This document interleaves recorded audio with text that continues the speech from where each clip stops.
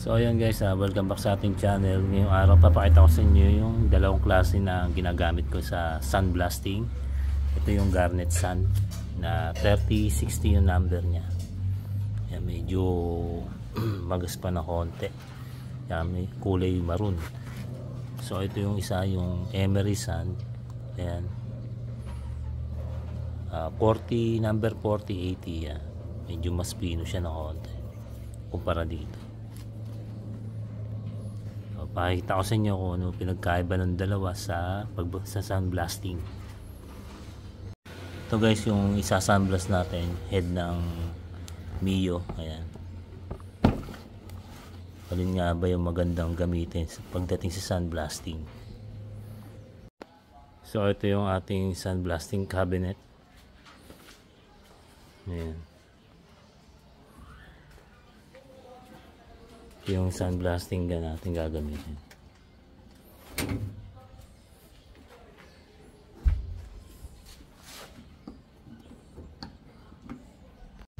So ito muna una natin gagamitin, itong Emery Sun guys, 40 number 40 280 yan. So nasa loob na yung ating head. Yan. So ito guys yung ating gamit na compressor, Powercraft 5.5 horsepower, 3 piston yan. Dapat mga 150 liters o kaya hanggang 200 liters guys, para hindi kayo mabitin.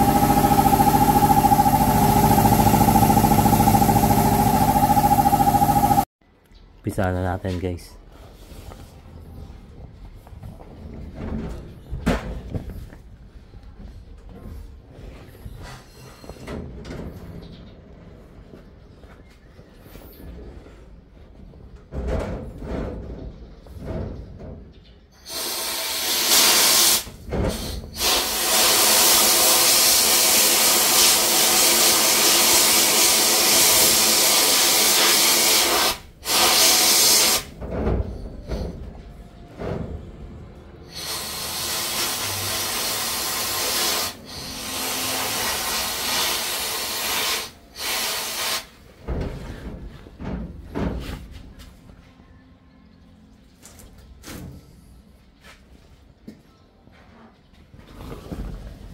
Mamatay yung ilaw.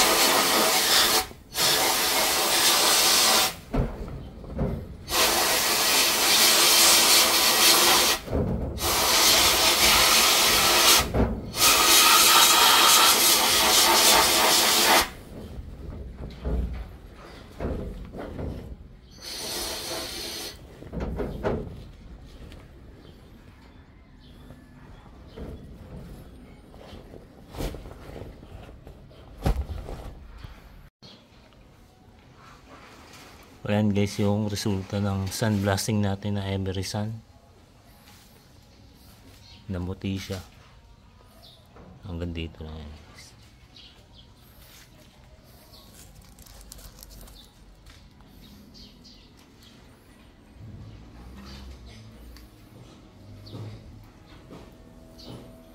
Mas pino talaga. Mamaya pakita ko sa inyo yung Garnet Sun.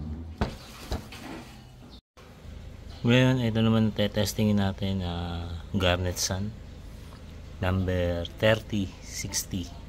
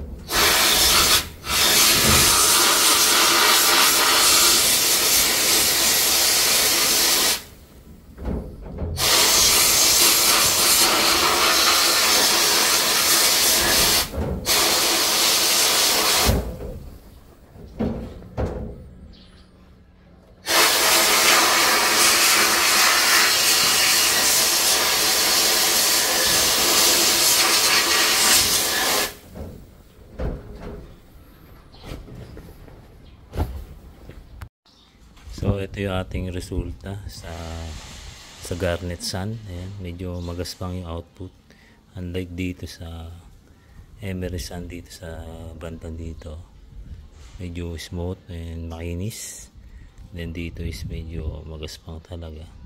So mas maputi yung Emery Sun and like dun sa Garnet Sun.